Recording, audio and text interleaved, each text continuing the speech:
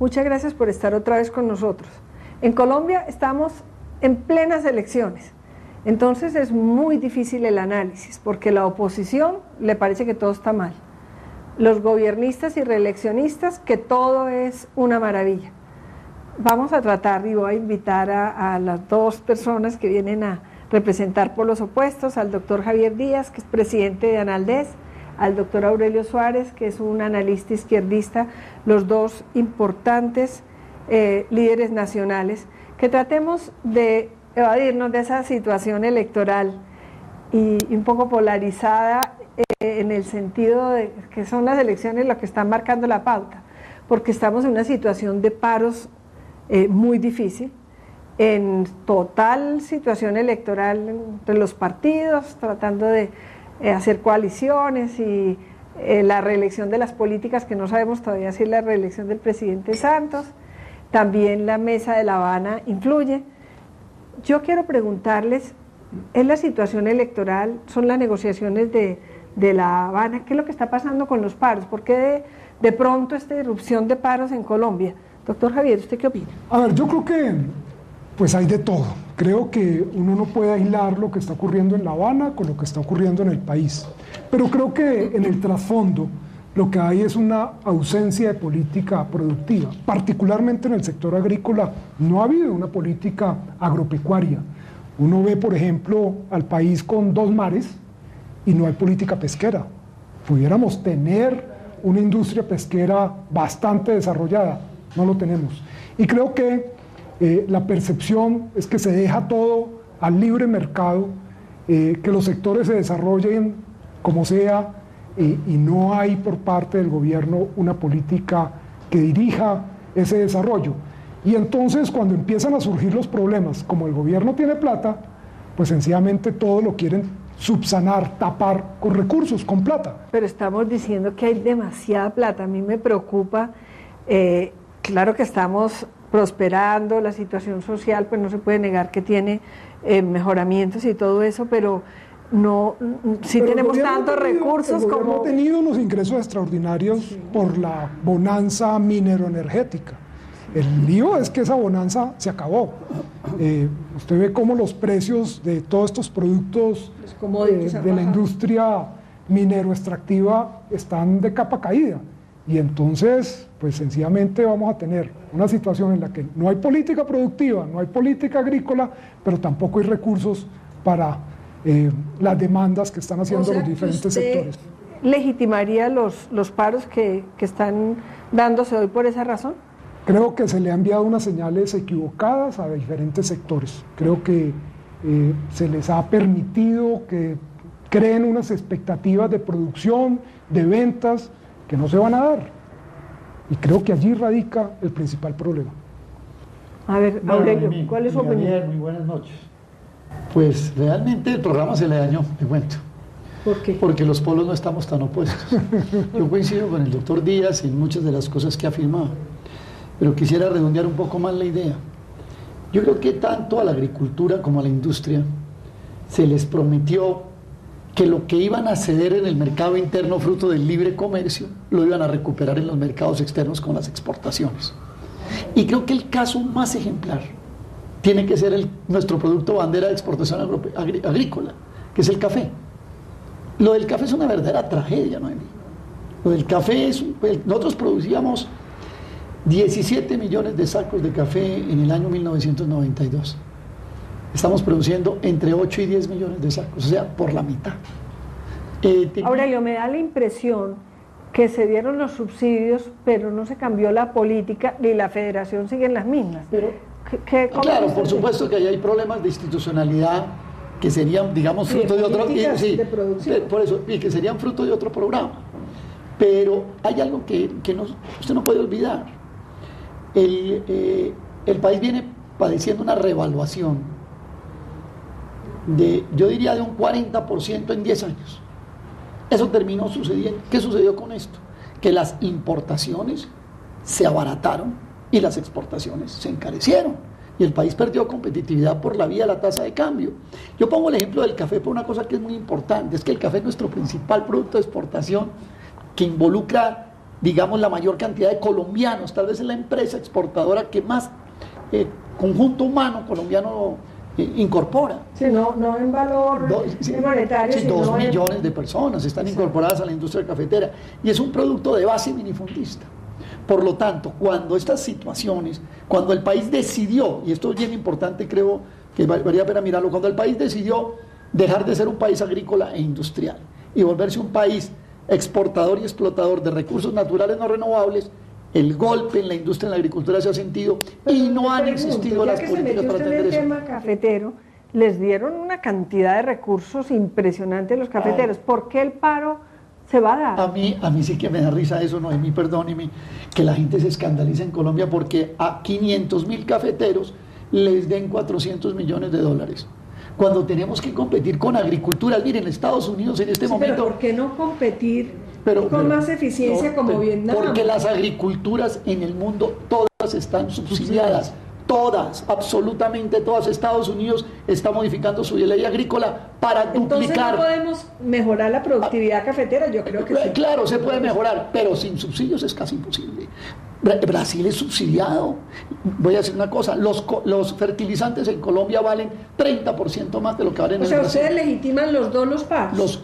Claro, por supuesto. Pero no es muy coincidente que estos paros se estén dando en el marco de los acuerdos de La Habana, en época electoral. ¿No estarán siendo también manipulados? Yo le quiero decir, todo lo del sector agrario, del sector productivo agrario, café, cacao, panela. Pero por ejemplo en la minería, que lo que se ataca es la ilegalidad. Bueno, pues sí, pero es que la diferencia entre la minería ilegal y la artesanal, café, cacao, panela, leche, nada tiene que ver con La Habana. Nada tiene que ver con La Habana. Tiene que ver con una situación muy concreta. Pero usted no está de acuerdo con que todos tenemos que cumplir la ley, chiquitos o grandes, artesanales, industriales. Pero es que, y si yo la quiero cumplir como minero artesanal y resulta que me ponen una ley para formalizarme que me queda casi imposible cumplirla. Pues se dialoga, que están abiertas las puertas para que las reglas se puedan cumplir. Y tienen que haber programas de transición. Claro. Yo no creo que uno pueda legalizar todos estos sectores ilegales de la noche a la mañana. Tiene que haber unos programas que les permitan a ellos incorporarse a la formalidad. Y eso es lo que no ha habido. Nuevamente, falta de política. Es que lo que a mí me está sorprendiendo en el país es esta situación de que uno encuentra la justificación a los paros en los diferentes polos. Sí, claro. Aquí yo invité a 2 personas que me iban, que me parecía, no, en absoluto, porque me gusta mucho que estemos pensando al margen de intereses electoreros y politiqueros. Entonces, ¿qué hacer para que estos paros no se den? ¿Son promesas incumplidas? Son como si quiere yo le doy una idea, y no sé, Javier, qué pensará.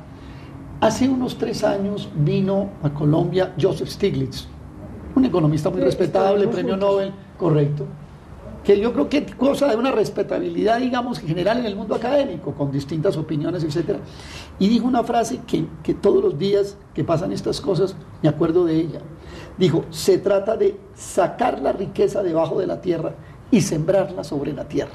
Yo creo que hemos sacado la riqueza debajo de la tierra, pero no la estamos sembrando sobre la tierra. Sembrarla es atender la agricultura, atender la industria, coger los pequeños y medianos empresarios mineros, llamémoslos así, y encauzarlos, orientarlos, crearles sus nichos, sus industrias de valor agregado, etcétera. Le voy a preguntar a Javier, ¿cómo van las exportaciones? ¿Estamos aprendiendo a encontrar nichos con todos estos acuerdos de libre comercio? ¿No hay una indigestión de TLCs? ¿No nos pusimos a negociar?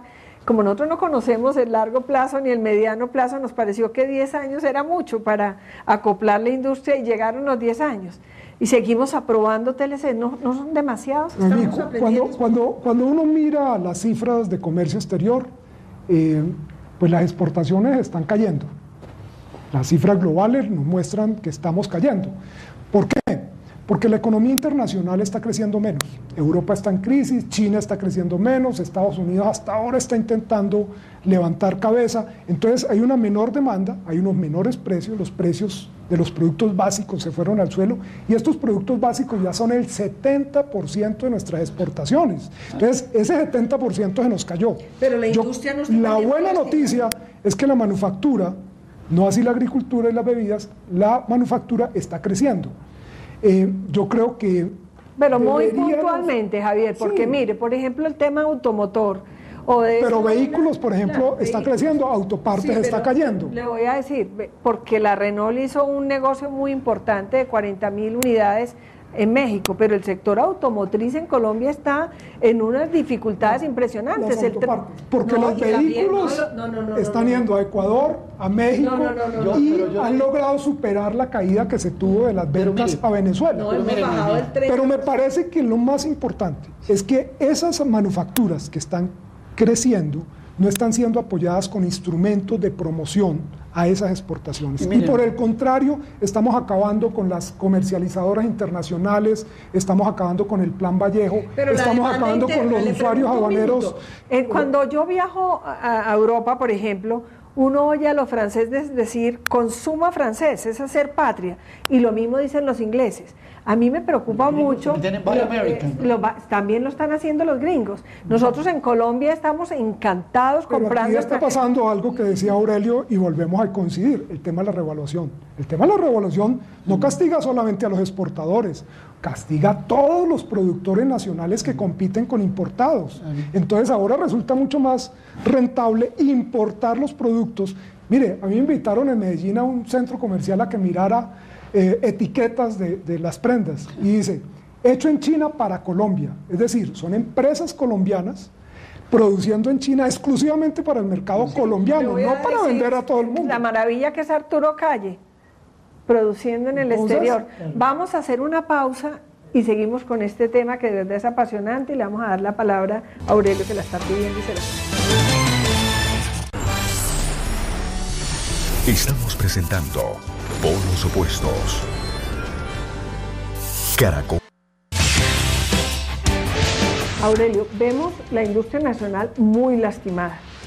El agro con dificultades y usted diciendo una verdad de apuño, que es que en todas partes se subsidia. Los TLCs, pues que ya están cumpliéndose, apenas empiezan a ser, arrancando prácticamente todos, y que van a ser una amenaza grande si no ponemos instrumentos y herramientas para corregir. Vamos a tener recursos, ¿cómo vamos a ser constructivos? ¿Qué puede hacer el país para mejorar la productividad, para poder exportar? ¿Cómo ve usted la situación? Bueno, Noemí, voy a hacer una panorámica primero del tema de exportaciones que nos permite un poco aproximarme a su inquietud. En el año de 1995, o sea, hace 15 años, cuando empezó esto, de cada $100 que Colombia exportaba, 65 eran de la industria, 10 eran del agro y 24 de la minería. ¿Qué pasó en el año 2012? De cada $100 que exportamos, apenas 4,5 son del agro, 57 de la minería y 39 de la industria. Entonces, mire que en esta panorámica, si la cogemos de manera retrospectiva, vemos que evidentemente hay unos sectores que se debilitan. Yo creo que el país sí tiene los recursos, si los administra bien, si no se los roban, si no hay trampas. El país tiene que hacer un programa, digamos, agrícola, quinquenal, un programa industrial. El sector que más se afectó fue el agrícola, sí. Y usted dice que hay que subsidiarlo todo porque en todas partes... Hay que subsidiar agricultura, claro. Exacto. ¿Y de dónde sacamos tantos Por eso recursos? yo le digo, mire, Noemí, Ecopetrol le trasladó al gobierno nacional en utilidades, no estoy hablando en regalías, en nada, en utilidades y en impuestos, en utilidades, 15 billones de pesos, que ni siquiera estaban, no son del recaudo de impuestos ni nada. ¿Qué está haciendo el gobierno con esa plata? Usted sabe además que incluso, valga decirlo, tenemos unos problemas de gestión enormes en el gobierno nacional. Hay un problema de gestión. Imagínese usted que a los de la papa les dieron 40.000 millones de pesos hace 3 meses y hoy no se ha ejecutado ni un peso. A los señores del cacao les dieron 36.000 millones de pesos y no les han dado un peso.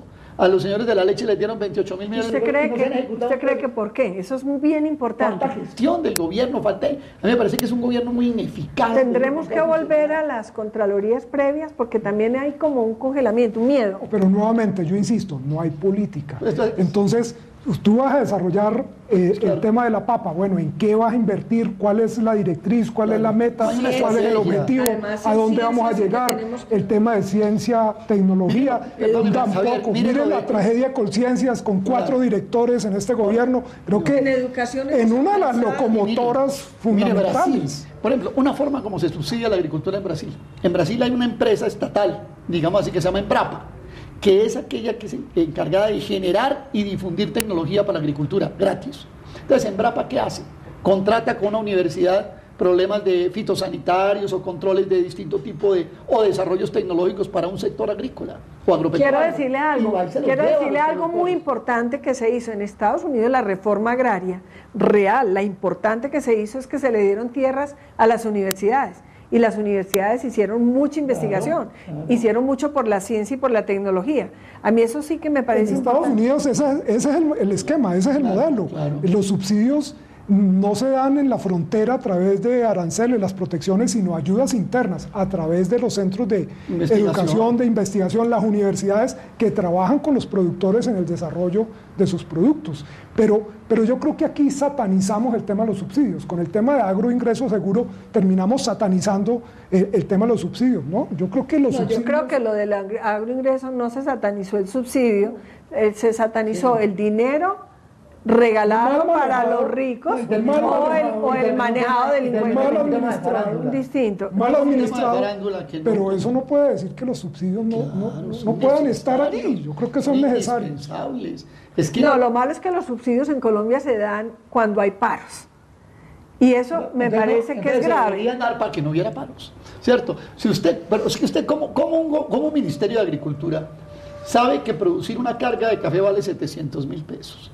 Que cuesta 700.000 pesos y que a un caficultor le están llegando 500.000 pesos por carga, tiene que anticiparse a esa situación. No necesita que se le paren 300.000 en unas carreteras para decirle, oiga maestro, mire lo que está pasando. Pero ¿ustedes no creen que que en los paros también hay influencia electoral, que es toda la situación? Puede haberlo, uno sí, no... pero yo diría, es más, supongamos que sí, pero no hay eso no lo decide, o sea, no se para un señor del polo y dice, salgan al paro, y la gente salió en fila. No, mire, si no hubiera razones objetivas, concretas, no, reales, no hay una inconformidad, pero por unas razones materiales concretas.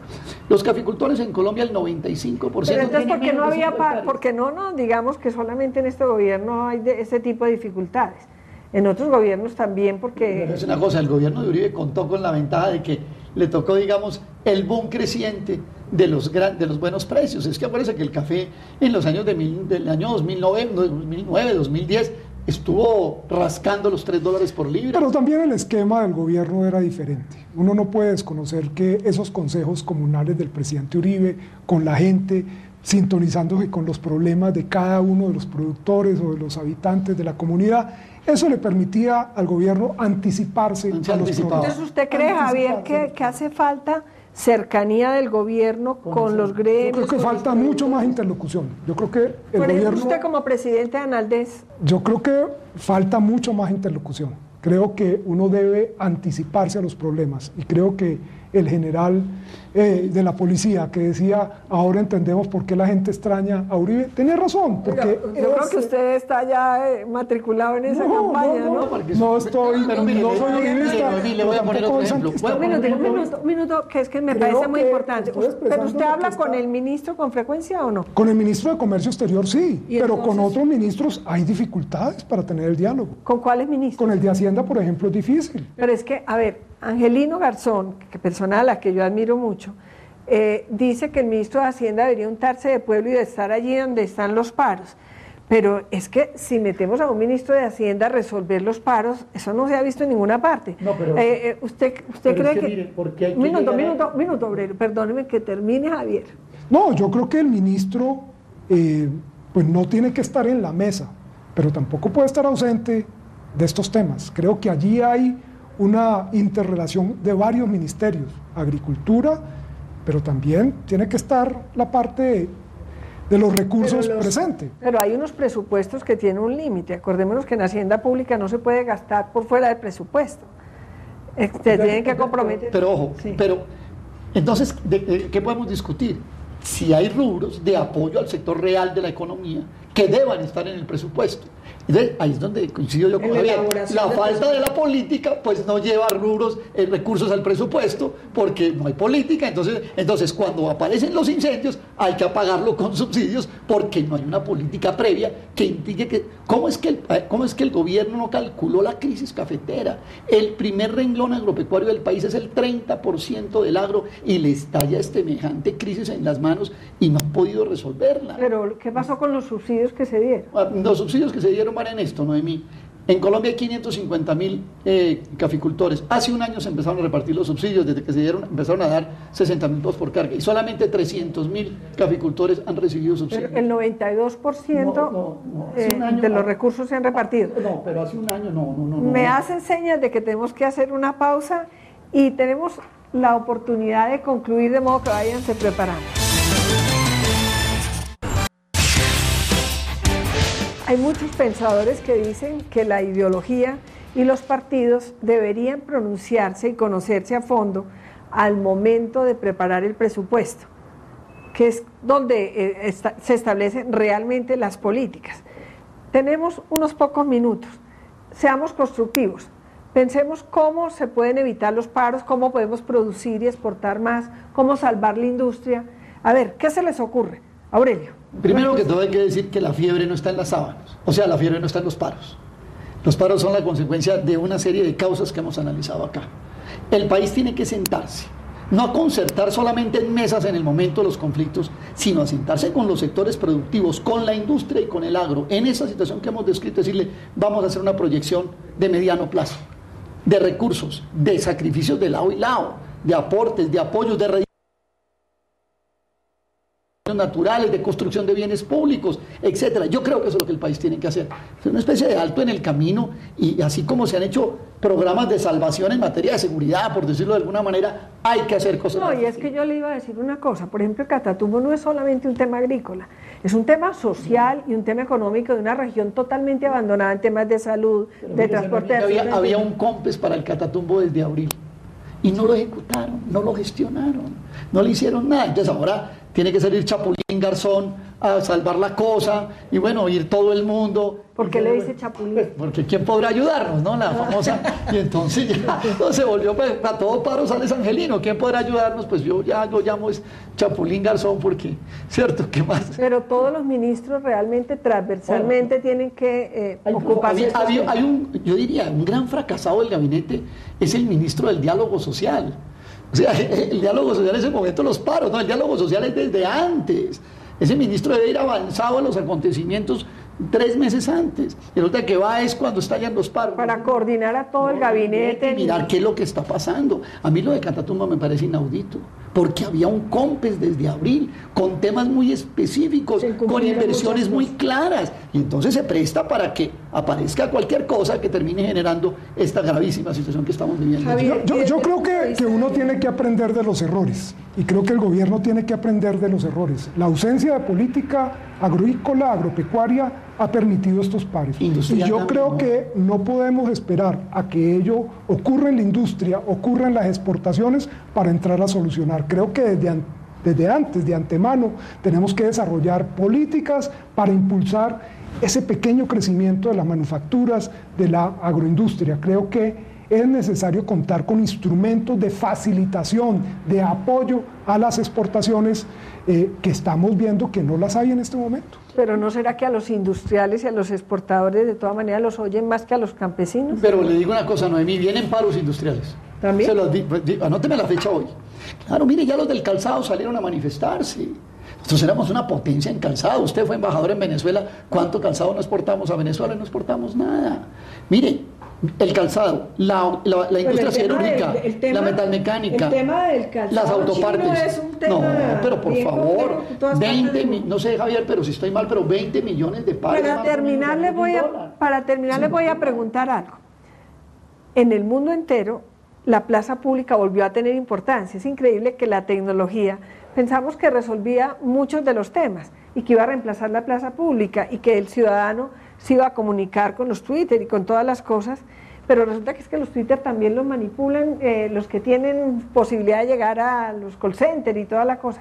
La plaza pública volvió a ser el centro de la política ciudadana, porque en todos los países del mundo básicamente se están dando todas estas corrientes de movilizaciones sociales y políticas. ¿Será que a nosotros nos llegó ya la onda un poco Mire, en una asamblea reciente sobre desigualdad en la ONU, el presidente de la reunión, no Ban Ki-moon, sino el presidente de la reunión, dijo, se está acercando una ola de protesta global. Y yo creo que eso puede ser cierto. No, yo creo que la tecnología nos brinda mayor información, más rapidez pero creo que el contacto personal sigue siendo factor fundamental y uno no puede dejarlo a un lado.